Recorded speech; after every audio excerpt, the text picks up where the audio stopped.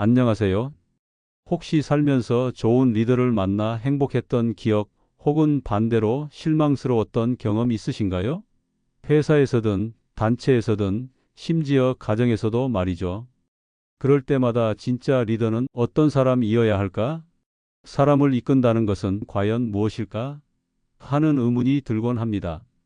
오늘은 바로 이 질문에 대한 명쾌한 답을 주었던 다산 정약용 선생님의 지혜를 함께 나누는 세 번째 시간입니다. 지난 시간에는 나라의 근본은 백성에게 있고 백성의 근본은 먹는 데 있다는 가르침을 통해 밥 한 그릇에 담긴 나라의 근본 이야기를 나눴었죠. 그런데 밥 한 끼만으로 사람의 삶이 다 채워질까요? 우리는 밥으로 배를 채우고 또 마음으로 희망을 채워야 합니다. 몸이 건강해야 하지만 마음도 따뜻해야 진정한 삶이라고 할 수 있습니다. 바로 이 다음 질문에 대한 답이 오늘의 주제입니다. 밥이 백성의 근본이라면 그 백성을 어떻게 대해야 하는가? 다산 선생님은 백성을 하늘처럼 받들라고 하셨습니다. 혹시 이 말씀이 정치인이나 관리에게만 해당된다고 생각하시나요? 그렇지 않습니다. 오늘 이야기를 끝까지 들어보시면 이 가르침이 우리 일상 곳곳에서 얼마나 소중한 지혜가 되는지 아실 수 있을 겁니다. 그럼 함께 정약용 선생님의 지혜 속으로 들어가 보겠습니다. 이야기는 1800년경으로 거슬러 올라갑니다. 조선 후기 정말 어두운 시절이었어요. 겉으로 보기엔 큰 전쟁이 없던 평화로운 시절 같았지만 백성들의 삶은 전쟁보다 더 고단했습니다. 나라의 기강은 무너지고 관리들의 부패는 하늘을 찔렀습니다. 여러분 상상해 보세요. 그때 백성들의 삶이 어땠을지 말이에요. 논과 밭에서는 곡식이 잘 자라지 않았습니다. 가뭄이 들면 땅이 쩍쩍 갈라지고 홍수가 나면 애써 심은 벼가 하루아침에 떠내려갔습니다. 자연재해는 백성들에게 늘 따라다니는 두려움이었습니다.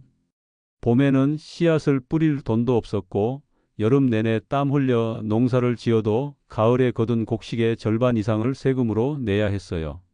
그러니 겨울이 되면 굶주림이 찾아오는 것은 당연했죠. 그런데 더 큰 고통은 자연이 아니라 사람에게서 왔습니다. 바로 탐욕스러운 관리들이었습니다. 세금은 정해진 양보다 훨씬 많이 거쳤습니다. 예를 들어 벼 10가마니를 거두기로 했는데 관리들은 20가마니를 요구했습니다.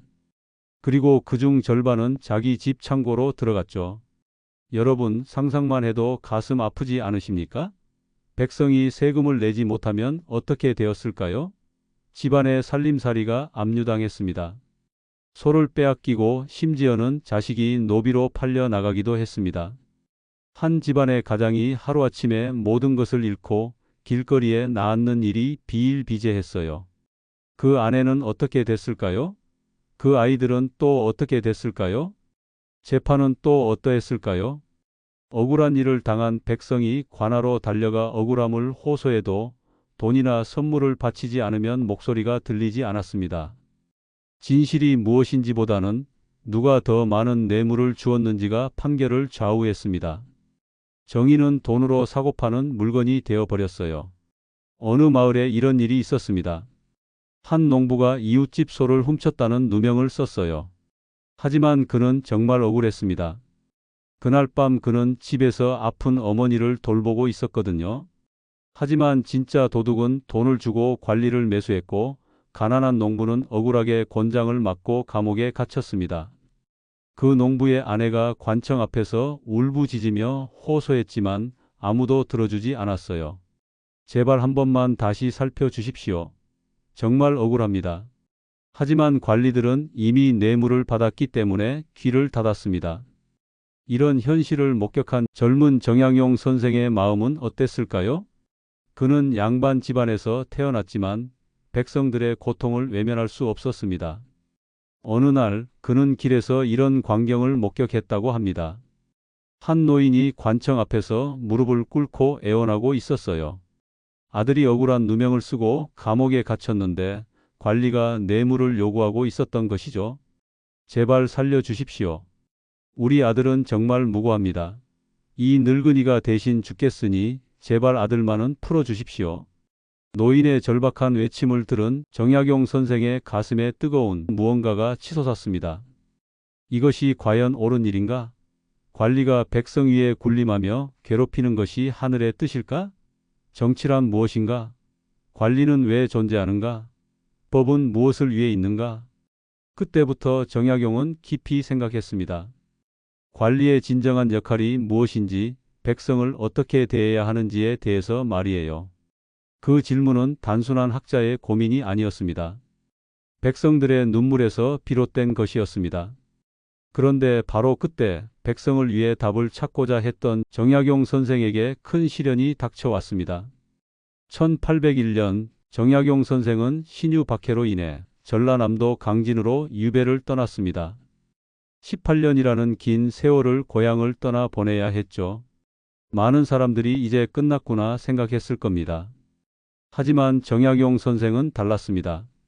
오히려 이 시간을 백성을 위한 공부에 온전히 바쳤어요. 낮에는 강진의 백성들과 함께 일하고 밤에는 등불 아래서 글을 썼습니다. 내가 다시 벼슬자리에 나아갈 수는 없을지도 모른다. 하지만 앞으로 이 나라를 이끌어갈 사람들에게는 백성을 사랑하는 마음을 꼭 전해주고 싶다. 이런 간절한 마음으로 쓴 책이 바로 목민심서입니다. 유배지 강진에서 정약용 선생은 많은 백성들을 만났습니다. 그 중에서도 잊을 수 없는 분이 있었어요. 바로 할머니 한 분이었습니다. 어느 추운 겨울날 정약용 선생은 길에서 한 할머니가 쓰러져 있는 것을 발견했습니다. 급히 부축해 일으켜 세우니 할머니는 며칠째 굶었다며 힘없이 말씀하셨어요. 이 늙은이가 무슨 죄를 지었기에 이렇게 굶어 죽어야 합니까? 하늘이 저를 버리신 걸까요? 그 순간 정약용 선생의 가슴이 미어졌습니다. 이 할머니의 고통스러운 모습이 바로 하늘의 경고가 아닐까 생각했던 것이죠. 백성이 고통받는다는 것은 곧 하늘이 노하신다는 뜻이라고 여겼습니다. 정약용 선생은 자신의 쌀을 나누어 드리며 이렇게 다짐했습니다. 백성 한 사람 한 사람이 모두 하늘의 자녀다. 그들의 아픔을 외면하는 것은 곧 하늘을 거스르는 일이구나. 이런 경험들을 하면서 정약용 선생의 마음속에는 확고한 신념이 자리 잡았습니다. 바로 백성을 하늘처럼 받들어야 한다는 믿음이었어요. 목민이란 백성을 기르고 돌본다는 뜻입니다. 마치 목자가 양떼를 돌보듯 관리가 백성을 보살펴야 한다는 의미가 담겨 있죠. 여러분, 목자가 양떼를 어떻게 돌보는지 아시나요? 목자는 양들보다 높은 곳에 서서 명령만 내리지 않습니다. 양들과 함께 걷고 양들을 위험에서 보호하고 양들이 좋은 풀을 먹을 수 있도록 인도합니다. 때로는 자신의 목숨을 걸고라도 양들을 지킵니다. 정약용 선생은 관리가 바로 그런 목자가 되어야 한다고 생각했어요. 백성들과 함께하고 백성들을 보호하고 백성들을 더 나은 삶으로 인도하는 목자 말입니다. 목민심서는 단순한 행정 매뉴얼이 아니었습니다. 강진 들판에서 만났던 백성들의 눈물에서 비롯된 백성을 향한 한 선비의 뜨거운 사랑이 담긴 희망의 메시지였던 것입니다. 이제 정약용 선생이 남긴 유명한 말을 자세히 들여다봅시다. 백성을 하늘처럼 받들라. 여러분, 우리 조상들에게 하늘은 어떤 의미였을까요? 하늘은 단순히 머리 위에 있는 푸른 공간이 아니었어요. 하늘은 온 세상을 다스리는 절대적인 존재였습니다. 옳고 그름을 판단하고 인간의 운명을 결정하는 신성한 존재였죠. 우리는 지금도 이런 말을 하지 않습니까? 하늘이 무너져도 솟아날 구멍이 있다. 하늘은 스스로 돕는 자를 돕는다. 하늘 같은 은혜. 이 모든 말 속에는 하늘에 대한 깊은 존경과 의존이 담겨 있어요. 그런데 정약용 선생은 관리가 백성을 바로 그 하늘처럼 받들어야 한다고 했습니다. 이것이 얼마나 놀라운 말인지 아시나요? 당시 대부분의 관리들은 백성을 자신보다 낮은 존재로 여겼어요. 명령을 내리고 세금을 거두는 대상 정도로 생각했죠. 하지만 정약용 선생은 완전히 뒤집어서 생각했습니다. 백성이야말로 가장 높고 소중한 존재라고 한 것입니다. 정약용 선생은 백성들의 고통을 보면서 스스로에게 또 하나의 질문을 던졌습니다. 하늘은 왜 하늘이라 불릴까? 하늘은 어떤 일을 하는가? 여러분, 하늘을 한번 떠올려 보세요. 하늘은 언제나 우리 위에 있습니다. 때로는 햇볕으로, 때로는 비로, 때로는 바람으로 우리가 살아가는데 꼭 필요한 것을 내려줍니다. 봄이 되면 따뜻한 햇살로 씨앗이 싹트게 해주고 여름에는 비를 내려 곡식이 자라게 해줍니다. 가을에는 추위로 곡식이 익게 해주고 겨울에는 눈으로 땅을 덮어 내년을 준비하게 해줍니다. 하늘은 우리에게 값을 요구하지 않습니다. 너 오늘 세금을 냈으니 햇볕을 주마 하지 않습니다. 내가 나를 공경했으니 비를 내려 주마 하지 않습니다. 하늘은 그저 묵묵히 덮어주고 살려주고 지켜줍니다. 부자든 가난한 사람이든 권력자든 서민이든 하늘은 차별하지 않습니다. 모든 사람에게 똑같이 햇볕을 주고 똑같이 비를 내려줍니다. 정약용 선생은 깨달았습니다. 정치도 바로 그래야 한다. 정치는 백성을 억누르고 괴롭히는 것이 아니라 하늘처럼 백성을 감싸고 살려야 한다. 우리가 하늘을 보며 느끼는 감정이 무엇입니까?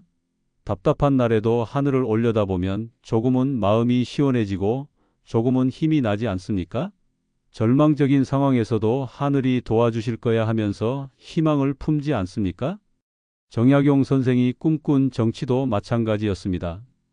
백성들이 관리라는 존재를 떠올렸을 때 저 사람 때문에 더 힘들다가 아니라 저 사람이 있어 우리가 숨을 쉰다라는 마음을 가질 수 있어야 한다는 것입니다.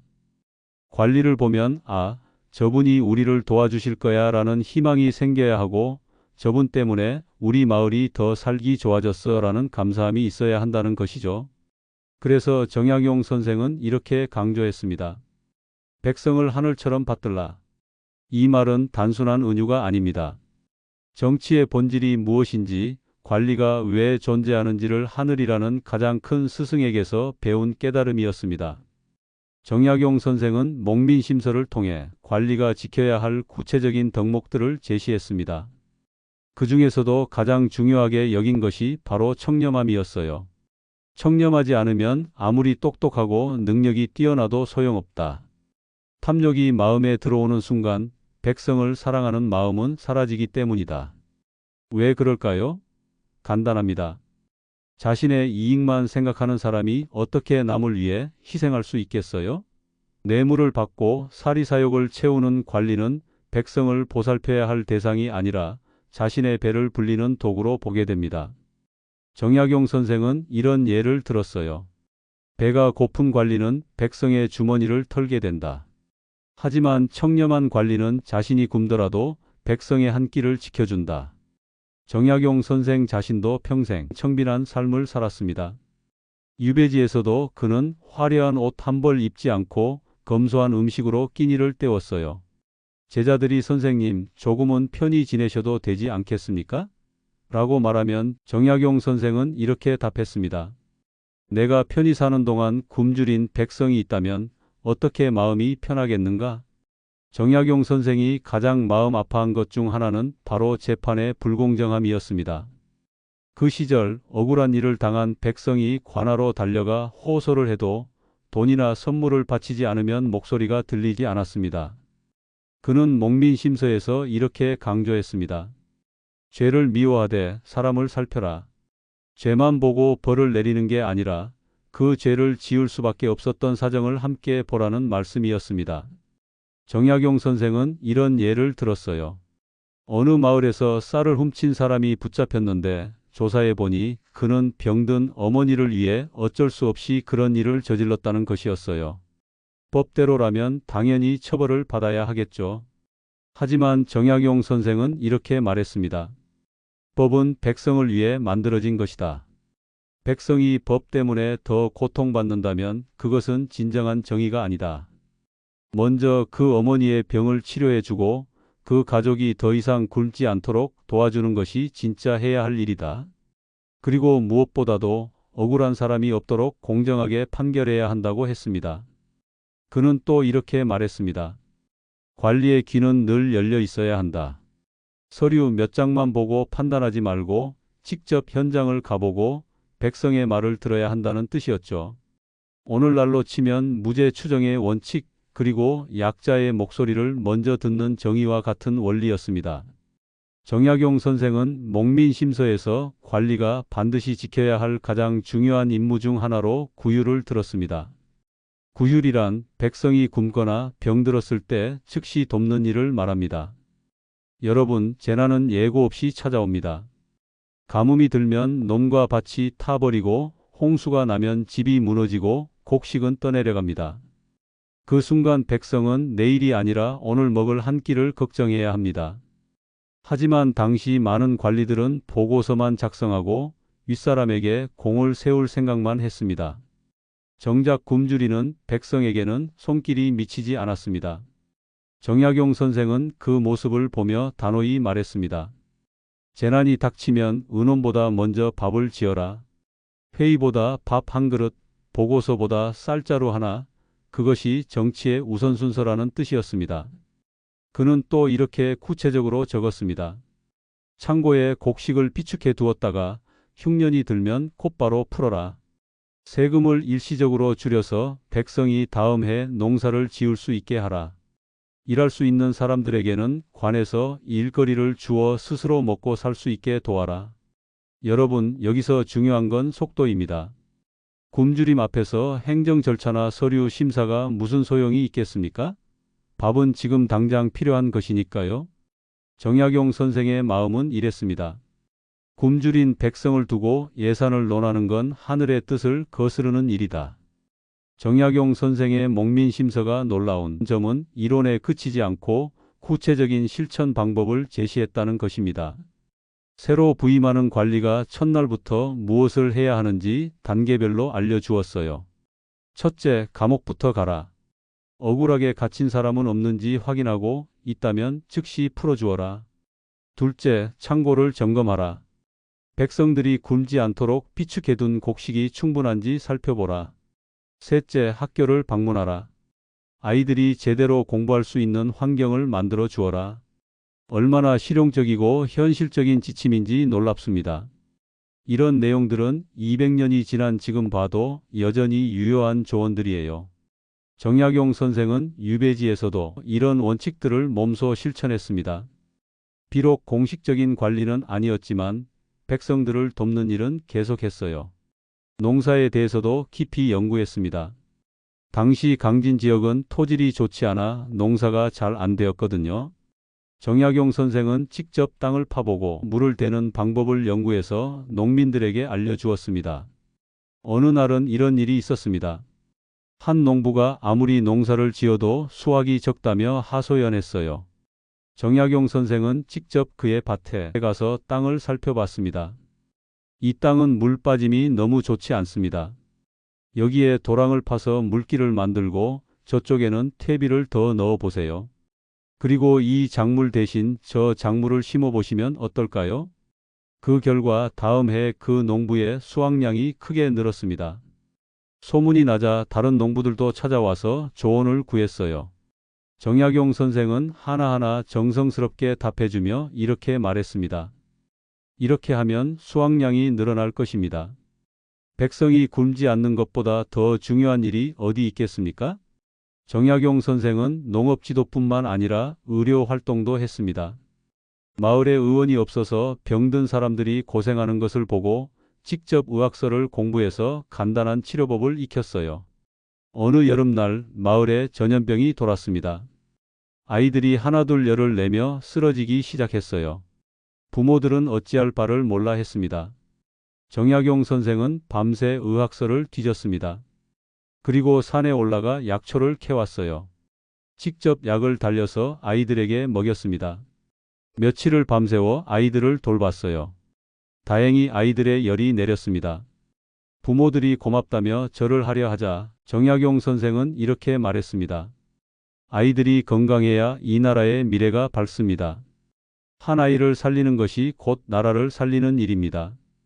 정약용 선생은 교육에도 각별한 관심을 가졌습니다. 백성들이 무식하면 관리들에게 속기 쉽고 자신의 권리도 제대로 주장하지 못한다고 생각했거든요.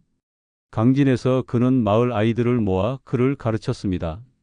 그런데 단순히 한문만 가르친 것이 아니라 실생활에 도움이 되는 것들을 함께 가르쳤어요.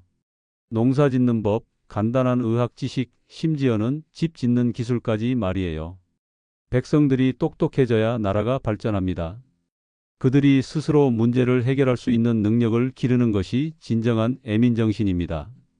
이런 정약용 선생의 생각은 정말 혁신적이었어요. 당시 대부분의 양반들은 백성들을 무식하게 두는 것이 오히려 다스리기 편하다고 생각했거든요. 이렇게 18년 동안 정약용 선생은 강진에서 자신의 철학을 몸소 실천했습니다. 그는 공식적인 관리는 아니었지만 진정한 목민관의 역할을 했어요. 백성들은 정약용을 정 선생님이라고 불렀습니다. 어려운 일이 있으면 찾아가고 기쁜 일이 있으면 함께 나누는 사람이었어요. 정약용 선생이 한양으로 돌아갈 때 강진 백성들이 모두 나와서 전송했다고 합니다. 어떤 할머니는 이렇게 말했어요. 선생님 같은 분이 우리를 다스려 주셨으면 얼마나 좋을까요? 선생님은 정말 하늘 같은 분이었어요. 이 말을 들은 정약용 선생의 눈에 눈물이 고였습니다. 자신이 꿈꿨던 백성을 하늘처럼 받드는 정치가 조금이나마 실현된 순간이었으니까요. 여러분, 지금까지 정약용 선생의 이야기를 들으시면서 어떤 생각이 드셨나요? 혹시 200년 전 이야기가 지금도 통할까? 라는 의문이 드셨을지도 모르겠습니다. 하지만 생각해 보세요. 사람의 마음은 예나 지금이나 다르지 않습니다. 굶주린 사람은 지금도 배가 고프고 아픈 사람은 지금도 치료받고 싶어 하며 억울한 사람은 지금도 공정한 해결을 바라고 있습니다. 백성을 하늘처럼 받들라는 가르침은 오늘날에도 여전히 유효합니다. 다만 백성이 국민이 되었고 관리가 공무원이나 정치인이 되었을 뿐이죠. 가정에서는 어떨까요? 여러분, 가정은 가장 작은 나라입니다. 그 안에서도 사람을 하늘처럼 받드는 마음이 필요합니다. 예를 들어 손주가 힘들다고 투정할 때 왜 그렇게 약하냐 하고 다그치기보다는 그랬구나, 힘들었겠다 하고 먼저 들어주는 것. 배우자가 지쳐 있을 때 왜 이것밖에 못했냐가 아니라 수고했어, 고마워 한마디 건네는 것. 그 작은 차이가 가정을 따뜻하게 만듭니다.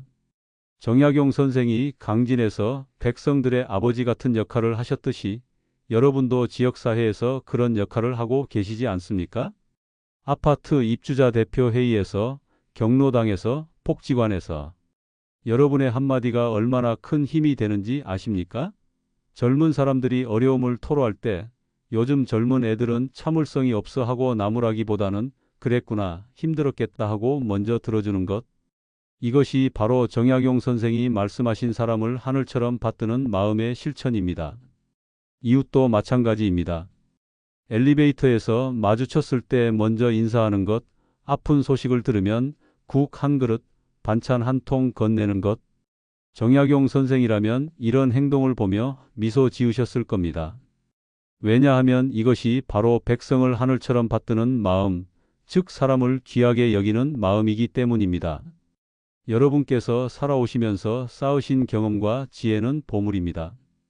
정약용 선생이 18년간 유배지에서도 백성들을 가르치고 도우셨듯이 여러분도 그 지혜를 나누실 수 있습니다. 동네 아이가 진로를 고민한다면 인생 선배로서 따뜻한 조언을, 이웃이 경제적 어려움을 겪는다면 작은 도움이라도 나누는 손길을, 자녀들이 육아로 힘들어한다면 괜찮다, 다 그러면서 키우는 거야 하는 격려를, 여러분의 작은 배려 하나하나가 누군가에게는 하늘 같은 은혜가 됩니다. 우리 사회도 마찬가지입니다. 어려움에 빠진 사람을 볼 때 내 일이 아니야 하고 외면하기보다는 내가 할 수 있는 작은 도움은 무엇일까? 하고 한 번 더 생각해 보는 것. 길에서 넘어지는 어르신을 부축하는 손길, 버스에서 자리를 양보하는 작은 배려, 이 모든 것이 정약용 선생의 말씀을 실천하는 순간입니다. 정약용 선생의 애민 정신은 결국 이런 것입니다. 사람이 위기에 처했을 때 말보다 행동이 먼저여야 한다. 그리고 그 행동의 첫걸음은 따뜻한 마음에서 시작됩니다. 강진 유배지에서 18년을 보낸 정약용 선생은 높은 벼슬에 다시 오르지는 못했지만 그곳에서 만난 사람들에게서 가장 소중한 깨달음을 얻었습니다. 백성을 하늘처럼 받들라. 이 한 문장 속에는 인간에 대한 깊은 사랑과 존중이 담겨 있습니다. 200년이 지난 지금도 이 말씀이 우리 가슴을 울리는 이유는 무엇일까요? 바로 여러분께서 평생 실천해 오신 그 마음과 같기 때문입니다. 자녀를 키우며 밤새 돌보셨던 그 마음, 이웃이 힘들어할 때 함께 걱정해 주셨던 그 마음이 바로 백성을 하늘처럼 받드는 마음이었던 것입니다. 여러분은 이미 그렇게 살아오셨습니다. 그 따뜻한 마음이 다음 세대에게도 고스란히 전해지고 있습니다. 유배지의 등잔불 아래서 정약용 선생님이 품었던 그 간절한 마음이 오늘 여러분을 통해 계속 이어지고 있는 것입니다. 백성을 하늘처럼 받들라. 이 말씀이 여러분의 일상에서 계속 빛나기를 바랍니다. 오늘 영상이 도움이 되셨다면 좋아요와 구독 부탁드립니다. 여러분의 관심이 더 좋은 콘텐츠를 만드는 힘이 됩니다. 다음 시간에도 소년의 깊은 지혜와 함께 찾아뵙겠습니다. 여러분의 건강과 행복을 진심으로 기원합니다. 감사합니다.